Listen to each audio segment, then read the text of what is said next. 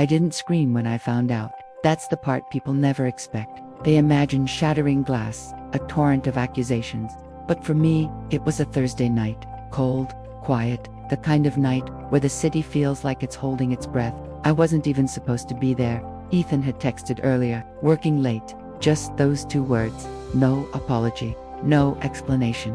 Something about it felt final. I stood in our kitchen for a long time after that text, not moving, not thinking, just listening to the hum of the refrigerator, that steady, mundane sound that felt so out of place.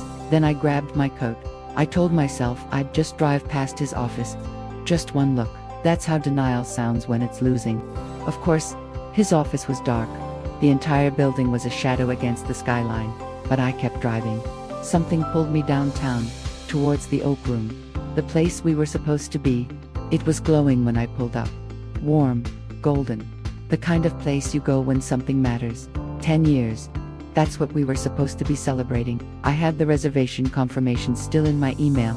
I parked across the street and sat there longer than I want to admit, hands gripping the steering wheel, heart pounding a frantic rhythm against my ribs. Then, I looked up, and I saw him, through the big glass window, clear, undeniable.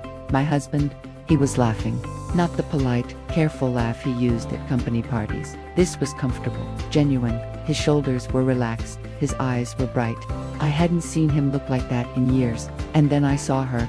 She leaned toward him, her whole body angled in his direction, too close. Her hand brushed his arm, a casual, familiar gesture. Then it rested on his knee, and he didn't move it away. That was the moment. Not the touching, not the laughing, the comfort. That kind of intimacy doesn't belong to strangers. It wasn't just any table. It was our table. The one by the window I always requested. He was drinking the same wine I'd picked out weeks ago for our anniversary. The same reservation he had canceled on me, claiming a last-minute, unavoidable meeting. I didn't walk in. I didn't need to. The truth settled slowly, heavy, like snow covering a road you don't realize is gone until it's too late.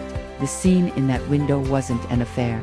It was my life, with me edited out. I drove home alone, radio off, windows cracked so the cold air could keep me awake, keep me present in this new, sharp reality.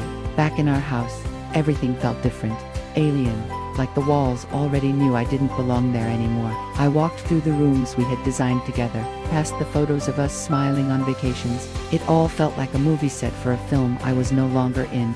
And that's when it hit me. Something worse than betrayal, erasure. I realized I had built him 10 years earlier.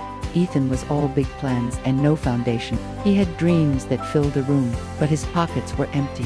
I believed in him. I believed in his potential more than he did. I worked longer hours at my job to keep us afloat. I drained my savings to fund his first venture. I postponed my own career, my own future, so his could happen sooner. When his business struggled, I stepped in quietly, managing the books, making calls, doing whatever it took. When bills stacked up, I paid them without a word. When his confidence dipped, I was his cheerleader, his strategist, his rock. I told myself that was love, that was partnership. What I didn't see was how I was slowly becoming invisible. The more he succeeded, the less he needed me. Each victory, each milestone, pushed me further into the background. I was the scaffolding, essential for the construction, but removed once the building could stand on its own. By the time he felt powerful, by the time he could afford tables at the Oak Room, without a second thought, I was already a ghost in the life I had co-authored. He wasn't just having dinner with another woman.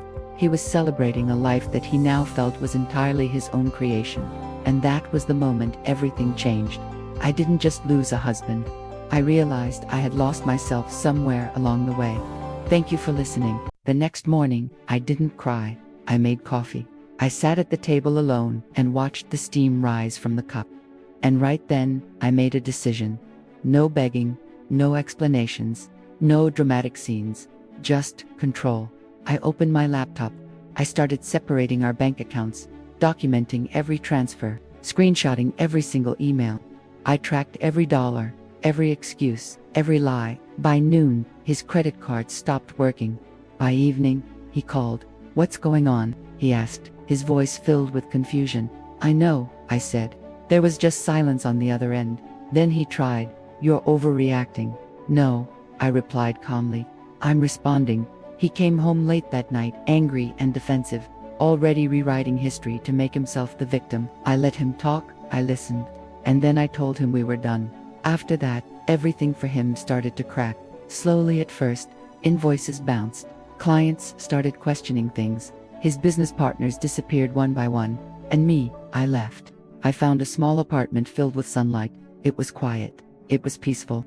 Months later, he called again. His voice was smaller this time, his pride clearly broken. "I lost everything," he said. And for a moment, I almost felt sorry for him. Almost. But then I remembered what it cost me to build him up in the first place. "I didn't take anything from you," I told him. "I just stopped giving." And that was the end. Today, my life is quieter. It's stronger. Most importantly, it's mine. Through all of this, I learned a powerful lesson. Some people don't leave because you weren't enough. They leave because you carried them for so long that they forgot how to stand on their own 2 feet. And when you finally let go, they fall.